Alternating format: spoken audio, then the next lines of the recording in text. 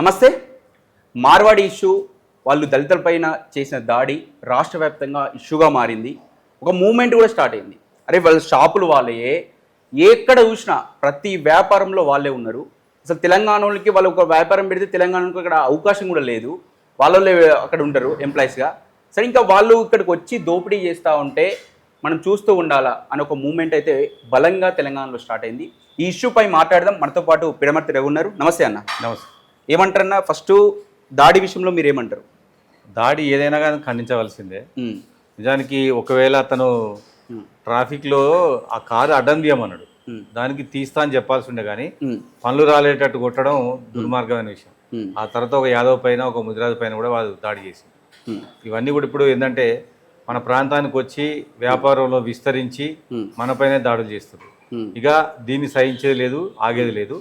కౌంటర్గా దీన్ని ఉద్యమం చేస్తాం. ఎందుకంటే తెలంగాణ ఉద్యమం చేసిన వాళ్ళ మా ప్రాంతంలో వచ్చి మనపైన దాడి చేస్తున్నాక ఇన్ని రోజులు ప్రశాంతంగా వ్యాపారం చేసుకున్నారు. ఆ వ్యాపారం ఎటువంటిదో అందరూ తెలంగాణ సమాజం తెలుసు. తెలంగాణ సమాజంలో ఉన్న ప్రతి వ్యక్తికి వాళ్ళతో ఒక రకమైన ప్రతి ఒక్క వ్యక్తికి ఒక వింత అయినట్టు అనుభవం ఉన్నది. ఇక తెలంగాణలో మాట్లాడే వాళ్ళందరూ కూడా మాట్లాడుతూ ఉన్నారు. ఈ నెల 20 తారీఖున వారికి వ్యతిరేకంగా ఒక సంఘాన్ని కూడా మేము ఏర్పాటు చేయబోతున్నాం. ఆ సంఘానికి ఎంఏ గోపినాథ్ని, తర్వాత నందిని సిద్ధారెడ్డిని, గరికపాటి గారిని, వారు తెలంగాణ శ్యామ్ని, అందరూ ఎవరైతే ఉన్నారో వాళ్ళందరూ పిలిచి సంఘాన్ని ఆవిర్భావం చేసి వాళ్ళ వర్తక వ్యాపార ఆధిపత్యాన్ని అడ్డుకోవాలనుకుంటున్నాం. ఇంకా ప్రధానంగా చూస్తూ ఉంటే వాళ్ళు దాడి చేసి పక్క పెడితే ఇక్కడ ఉన్నటువంటి ఎస్సీ కమ్యూనిటీకి సంబంధించిన వ్యక్తి జాతి పేరుతో కూడా తిట్టడం జరిగింది. అది మీరు అది ఎవరు జీర్ణించుకోలేకపోతే వాళ్ళే అన్నాడు. అంటే మీరు ఏం చేసుకుంటారో చేసుకోండి, బరాబరి మీ ఇంట్లో కొడుతాం అనే ఒక రేంజ్లో చెప్పే ప్రయత్నం జరిగింది. మీరేమంటారు? అంటే ఇప్పుడు వాళ్ళు డబ్బులు ఉన్న వాళ్ళు కదా, దేనినే మేనేజ్ చేయగలము అని అనుకుంటారు. గతంలో ఆంధ్ర వాళ్ళు కూడా ఇంతే చేసింది. మేము ఇప్పుడే ప్రారంభించినాం కదా, చూద్దాం కొంత టైం పోయినాక తెలంగాణ సమాజం అంతా ఈ విషయం పట్ల చైతన్యం అయినాక ఎవరు ఏం చేస్తారు అనేది అప్పుడు తేలుతుంది. ఇప్పుడు మేము తెలంగాణ తెచ్చుకున్నా మా పైన ఇతర రాష్ట్రాలు దాడి చేస్తూ ఉన్నారు. దీన్ని సీఎం గారి దృష్టికి తీసుకుపోతా. ఆగకపోతే ప్రతిగా కౌంటర్ ఉంటుంది. అంటే డబ్బులు ఉన్నాయి, మేము మేనేజ్ చేయగలుగుతాం, ఏదైనా ఒక స్థాయిలో వాళ్ళు ఉన్నారు. అవును. మన మహబాద్లో షాపులో ఈ నకిలీ వస్తువు అమ్ముకుంటే అక్కడ ఉన్నటువంటి ఆఫీసరు దాన్ని సీజ్ చేయడం జరిగింది. సీజ్ చేస్తే 1 డే తర్వాత వాళ్ళు పర్మిషన్ తెచ్చుకున్నారు మేనేజ్ చేసి. అట్లాంటివి జరుగుతూ ఉన్నాయి తెలంగాణలో. భవిష్యత్తులో కొన్ని రోజుల తర్వాత మా సమాజం అంతా మేల్కొన్నాక ఇవి జరగనీయం తెలంగాణలో. అంటే ఎలా అడ్డుకోగలుగుతాం అన్న? వాళ్ళ వ్యాపారం మామూలుగా ఎక్కడైనా చేసుకోవచ్చు, మనం ఇబ్బంది పెడతాం. ఇన్ని రోజుల నుంచి ఉన్నారు తెలంగాణ వాళ్ళు, మార్వాడీస్ ఉన్నారు, ఆంధ్ర వాళ్ళు ఇప్పటికి కూడా ఇక్కడ ఉంటారు. మనం అడ్డుకోలేము. కాకపోతే ఏంటంటే దాడి మాత్రం ఎవరైనా ఒప్పుకోలేం కదా. అంటే ఏదైనా ఒక దానికి సమయం వస్తుందని అర్థమైంది. వాళ్ళు నకిలీ వ్యాపారం చేస్తారు, 2 నెంబర్ దందా చేస్తారు, డూప్లికేట్, కల్తీ, జిఎస్టీ ఉండదు, దానికి ఒక బిల్లు ఉండదు, ఏం లేకుండా వ్యాపారం చేసుకున్నారు. అయినా ఇక్కడ మన వాళ్ళని ఏమనలే. ప్రధానంగా తెలంగాణలో ఆర్యవైశ్యులు ఆగమైపోయింది. 20 ఏళ్ల క్రితమే సురవరం సుధాకర్ రెడ్డి గారు, సిపిఐ జాతీయ నాయకులు, రాష్ట్రంలో ఉన్నటువంటి వైశ్యాసుని పిలిచి 20 ఏళ్ళ తర్వాత మీరుండరు, మీ కులం ఉండదు, మీ వ్యాపారం ఉండదు, మొత్తం మాటలు వస్తాయి, మారోడీలు వస్తారని చెప్పడం జరిగింది. అది వాళ్ళకి నిజమైంది. ఇప్పటికైనా ఆర్యవైశ్యులు మేల్కొనకపోతే, వ్యాపార కుటుంబాలు మేల్కొనకపోతే మొత్తం వాళ్ళ చేతులకు వెళ్ళిపోద్ది. వాళ్ళ చేతులకు వెళ్ళిపోతే దాడులు జరుగుతాయి. వాళ్ళ చేత వాళ్ళే రాజకీయం చేస్తారు. వాళ్ళే రేపు పొద్దున అన్నింటి మీద ఆధిపత్యం వేస్తారు. ఇప్పుడు ఉదాహరణకు తెలంగాణలో మనకు అన్ని పూసినారు. నిజానికి వాళ్ళ రాఖీ పండగ మనది కాదు, రాఖీ పండగ మనది కాదు, సో దీపావళి పండగ మనది కాదు, గణేష్ పండగ మనది కాదు, రంగుల హోలీ పండగ మనది కాదు. ఇవన్నీ పండగలు చేస్తుండ్రు.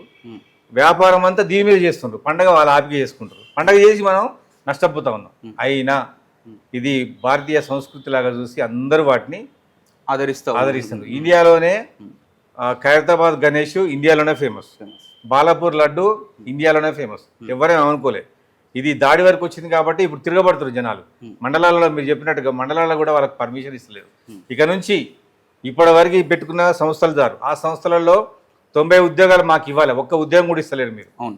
ఏ కంపెనీ అయినా స్థానికేతరులు వచ్చి ఇక్కడ వ్యాపారం చేసుకుంటే 90 ఉద్యోగాలు మాకు ఇవ్వాలి. ఇది కార్మిక చట్టమే, అందులో మనకు భాగస్వామ్యం లేదు. ఇక నుంచి పెట్టిన వాళ్ళు 90% మాకు ఉద్యోగాలు ఇవ్వాలి, పెట్టని వాళ్ళు మాత్రం ఇంకా బెటర్ ఇచ్చేది లేదు. తెలంగాణ ఉద్యమం నీళ్లు నిధులు నియామకాలు ఒక మూమెంట్తో బలంగా సాగింది. అవును. ఇప్పుడు తెలంగాణ వచ్చిన తర్వాత కంపెనీలు వస్తూ ఉన్నాయి, అవును, మనం వాటికి నీళ్ళు ఇస్తా ఉన్నాం, జాగులు ఇస్తా ఉన్నాం, సబ్సిడీ ఇస్తా ఉన్నాం, అన్ని మనవి వాడుకుంటా ఉన్నారు. కానీ జాబులు మాత్రం ఎక్కడో నార్త్ ఇండియా వాళ్ళ నుంచి వచ్చి అన్ని సాఫ్ట్వేర్ కంపెనీ కావచ్చు, ఫార్మా కంపెనీ కావచ్చు, వాళ్ళే ఉన్నారు. దీన్ని ఎలా అడ్డుకోగలుగుతాం మనం? ఇదే ఏ కంపెనీ అయినా పెట్టుకోవచ్చు, ఎవరు ఎక్కడైనా బతకొచ్చు. కానీ ఆ కంపెనీలో, ఆ వ్యాపార సంస్థలో, ఆ మార్ట్లో, ఆ కిరాణా దుకాణంలో మాకు 90% ఉద్యోగాలు ఇవ్వాలి. మాది డిమాండ్ ఇది. దానికోసమనే మేధావులతో చర్చించి పోరాటాన్ని ముందు తీసుకుపోతాం. మాకు స్థానికంగా ఉద్యోగాలు కావాలి. ప్రైవేట్లో గవర్నమెంట్ ఎట్లా ఇస్తుంది, మాది గవర్నమెంట్ మాకే వస్తుంది, ప్రైవేట్లో కూడా మాకు ఉద్యోగాలు రావాలి. ఇంకా బలంగా కొట్లాడే అవకాశం ఉంది. ఒక మూమెంట్ మొదలైంది, ఆల్రెడీ మొదలవుతుంది, కాకపోతే ఒక నాయకత్వం కావాలి, ఎవరు వహించాలి. సో మీరు వహించే అవకాశం ఉంది ఏమన్నా? అంటే నేనున్నా, గోపినాథ్ ఉన్నాడు, ఇంకా మన వాళ్ళు చాలా మంది ఉన్నారు. మనమందరం కలిసి ఒక కార్యాచరణ ఏర్పడతాం. బుద్ధిరాజు మాట్లాడిండు, విఠల్ మాట్లాడుతుండు, అందరూ మాట్లాడతారు. ఎందుకంటే మాకు అన్యాయం జరుగుతుంది కదా. తెలంగాణ తెచ్చుకుందే మా యువకులకు ఉద్యోగాలు రావాలని. ఇవాళ వాళ్ళు ఉద్యోగాల కోసం పెద్ద ఎత్తున ఉద్యమం చేస్తుండ్రు. మేమేమంటున్నాం, నువ్వు బతుకు, మమ్మల్ని బతకని, నువ్వే బతుకుతానంటే మేము ఎట్లా ఊకుంటాం? ఇది మా డిమాండ్. కాబట్టి ఇక నుండి ఈ రాష్ట్రంలో ఎవరు షాప్ పెట్టినా మాకు 90 ఉద్యోగాలు ఇస్తామని గవర్నమెంట్కి రాసి ఇవ్వాలి. అట్లా ఇచ్చిన వాళ్ళకే గవర్నమెంట్ పర్మిషన్ ఇవ్వాలి. రెండోది, వాళ్ళకు మాకు ఎటువంటి సంబంధం లేదు. ఎందుకంటే వాళ్ళు కేవలం వ్యాపారం కోసం వచ్చిన వాళ్ళు. ఉదాహరణకు మనం తెలంగాణ తీసుకుంటే మన ఆరవేసులతోటి మనకు ఎన్నో సంబంధాలు ఉంటాయి. సేటు అప్పు కావాలంటే ఇస్తాడు, సేటు పిల్లగానికి జ్వరం వస్తుందని డబ్బులు ఇస్తాడు, సేటు పిల్లగాడు చదువుకుంటుంటే డబ్బులు ఇస్తాడు. వాళ్ళతో కొట్లాడతాం. మన పెళ్ళికి వస్తారు, మన సాగులకు వస్తారు, మనలో భాగస్వామ్యం అయిపోయింది. ఎందుకంటే వాడు మనతో పుట్టిన వాళ్ళు, మనతో పెరిగిన వాళ్ళు, వ్యాపారం చేసుకుంటారేమో కానీ మనతో పుట్టి మనతో పెరిగి మన కష్టాలలో ఉన్నోళ్ళు, మన ఎగగొట్టినా ఏమన్నారు వాళ్ళు. అటువంటిది వీళ్ళు ఒక రూపాయి కూడా అప్పు ఇవ్వరు, అసలు మనతో మాట్లాడరు, మనతో ఎటువంటి సంబంధం ఉండదు, వ్యాపార సంబంధం ఉండదు, వాళ్ళతో మంచం పొత్తు కంచం పొత్తు ఉండదు. అసలు వాళ్ళకి మనకు సంబంధమే లేదు. వాళ్ళ ఆచార సంప్రదాయాలు వేరు, తెలంగాణ ఆచార సంప్రదాయాలు వేరు. సో వాళ్ళతో మనకు కుదరదు. ఇక వచ్చిండ్రు, ఇంతటితో ఆపాలి, ఇక నుంచి మాత్రం రావద్దు. వస్తే తెలంగాణ ప్రజలే, లోకల్ ఎక్కడ వాళ్ళు అక్కడ స్థానికులే తిరుగుబాటు చేస్తారు. ఎందుకన్నా వాళ్ళ వ్యాపారాలు సరే హైదరాబాద్ లాంటి ప్లేస్లలో ఇక్కడి నుంచి వస్తారు ఉంటారు, కానీ నా మూలాన ఉన్నటువంటి ఒక ఊరు చిన్న చిన్న పల్లెటూర్లకు కూడా వాళ్ళ వ్యాపారాలు విస్తరించినాయి అంటే దానికి కారణం ఏమనుకోవచ్చు అన్న? అంటే ప్రధానంగా వ్యాపార మైండ్ సెట్ అనమాట. వాళ్ళు చదువుకోరు, వ్యాపారమే చేస్తారు, తప్పేం లేదు. వాళ్ళ ఇష్టం, వాళ్ళు వ్యాపారస్తుల కులం కాబట్టి వ్యాపారం చేసుకోవచ్చు. వాళ్ళు మారుమూల గ్రామం అంటే వాళ్ళు ఎక్కడ ట్రైన్ పోయిన కాడికి లేదా బస్సు పోయిన కాడికి, అవును, ఖాళీ ఎడ్ల బండి పోయే కాడికి కూడా వాళ్ళు పోయి అమ్ముకుంటారు. అమ్ముకోవడంలో తప్పే లేదు, అది మంచిది, అమ్మాల, కల్తీ కావద్దు. ఇవాళ భారతదేశం మొత్తం కూడా టాపు కల్తీ అయిపోయింది. అసలు తెలంగాణలో అయితే నూనె కల్తీ, పాలు కల్తీ, నెయ్యి కల్తీ, డాల్డా కల్తీ, ఎవ్రీథింగ్ కల్తీ. తర్వాత ఇంకా దాని ముసుగులో వాళ్ళే గంజాయి అమ్ముతారంట, వాళ్ళే హెరాయిన్ కొకాయిన్ అమ్ముతారంట స్వీట్ షాపు ముసుగులో. ఆ స్వీట్ షాపులలో నాణ్యత ఉండదు, చక్కెర అనేది మంచిది వాడనే వాడరు. కాబట్టి మేము ఉద్యమం ప్రారంభిస్తున్నాం. ఆ ఉద్యమానికి మళ్ళీ ఉస్మానియా సిటీ విద్యార్థి నాయకుల్ని, అప్పుడు తెలంగాణ కోసం పనిచేసిన నాయకులను మొత్తం కూడా మేము ఇన్వాల్వ్మెంట్ చేస్తాం. నెక్స్ట్ అంటే మామూలుగా వాళ్ళ వ్యాపారాలు మనం పెడతాం, మామూలుగా తెలంగాణలో మీరు పెడతాం, మేము పెడతాం, కానీ పెద్ద సక్సెస్ అనేది కనిపించదు. కాకపోతే వాళ్ళకి మాత్రం సక్సెస్ అవుతా ఉన్నాయి. కాకపోతే వాళ్ళ దగ్గరికి పోతే ఏ వస్తువు కాదు అనలేము, ప్రతి వస్తువు దొరుకుతుంది. దానికి కారణం ఏమనుకోవచ్చు అన్న? అంటే వాళ్ళు దేశవ్యాప్తంగా వాళ్ళకు ఉత్పత్తి కంపెనీలు వాళ్ళే, స్టార్టప్ కంపెనీలు మొత్తం కూడా వాళ్ళే, వాళ్ళ కులసులే, వాళ్ళ పెద్దలే. అందుకోసం వాళ్ళు ఏం చేస్తారంటే వాళ్ళకు మాత్రమే తక్కువ డబ్బులకు ఇస్తారు, మనకి ఇవ్వరు. వాళ్ళు మీకు ఒక ఉదాహరణ చెప్తున్నా, ఇండియాలో టాటా వాళ్ళు కానీ, రిలయన్స్ వాళ్ళు కానీ, అంబానీ వాళ్ళు కానీ, అదాని వాళ్ళు కానీ ఏదన్నా కంపెనీ వాళ్ళు ప్రొడక్ట్ చేస్తే నెక్స్ట్ డే అదే అటువంటిదే సెకండ్ హ్యాండ్ తీసుకొస్తారు వీళ్ళు. తీసుకొచ్చి దాన్ని మార్కెట్లో పెడతారు. వాళ్ళ షాపులోనే ఫస్ట్ క్వాలిటీ ఉంటుంది, ఫోర్త్ క్వాలిటీ ఉంటుంది.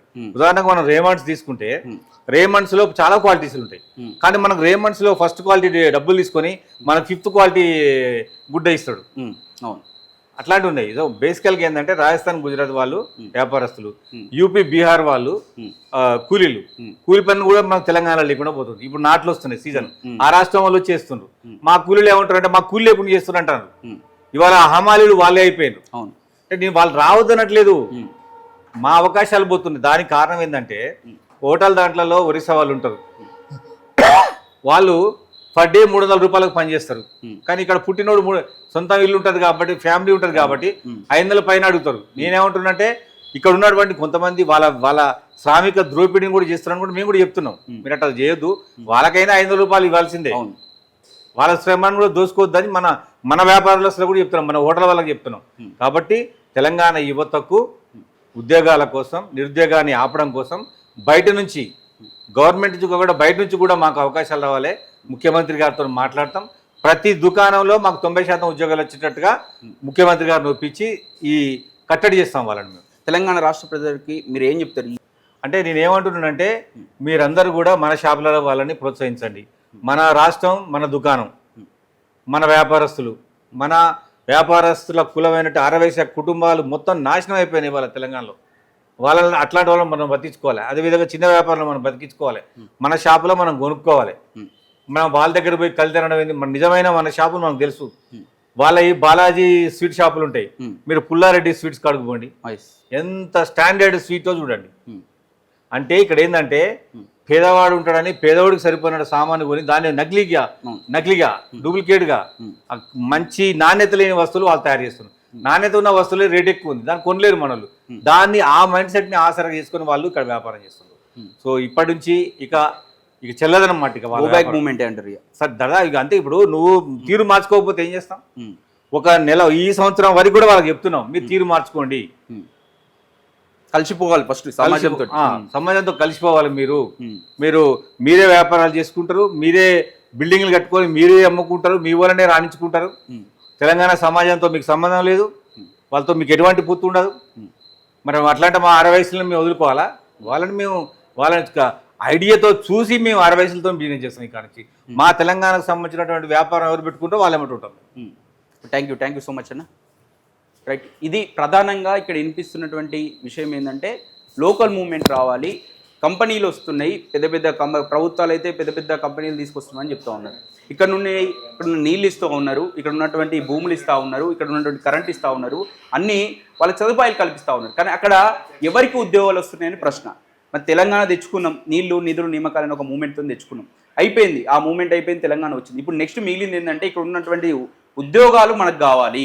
ఇప్పుడు సాఫ్ట్వేర్ కంపెనీలు చూసుకుంటే మొత్తం అంతా అటు నార్త్ ఇండియా సైడ్ వాళ్ళే ఉంటారు. కానీ ఇక్కడ చూసుకుంటే ఇక్కడ లోకల్ మూవ్మెంట్ రావాలి. 80% మనకు ఇక్కడ లోకల్లకు రిజర్వేషన్స్ ఇస్తేనే కర్ణాటకలో ఆ ప్రయత్నం ఆల్రెడీ జరుగుతూ ఉంది, ఇంప్లిమెంట్ అవుతూ ఉంది. కానీ ఇక్కడ కూడా జరగాల్సిన అవసరం ఉంది, తెలంగాణ కూడా రావాల్సిన అవసరం ఉంది. అప్పుడే నిజంగా మనం తెచ్చుకున్న తెలంగాణకు నిజంగా న్యాయం చేసిన వాళ్ళం అవుతాం. చూస్తూనే ఉండండి మన తొలి వెలుగు.